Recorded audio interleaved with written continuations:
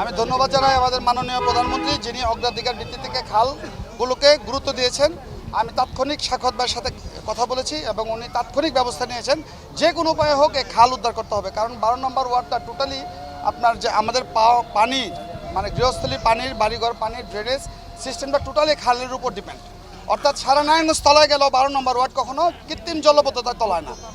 আলহামদুলিল্লাহ আমাদের মাননীয় প্রশাসক মহোদয় এটা দ্রুত ব্যবস্থা নিয়েছেন, রংপুর থেকে বেকু এনেছেন, খালটা খনন হচ্ছে।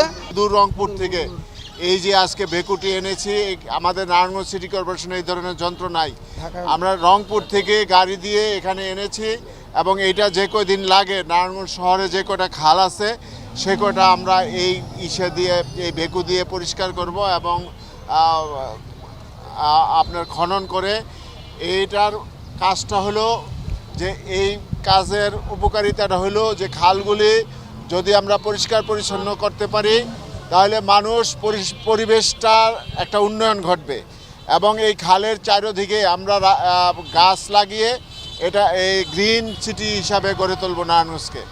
আপনার এর কারণে ময়লা আবর্জনা পরিষ্কার করতে পারলে নারায়ণগঞ্জে মশাবাহিত যে রোগ আছে ডেঙ্গু চিকুনগুনিয়া এটা থেকে নারায়ণগঞ্জবাসী রক্ষা পাবে এবং এই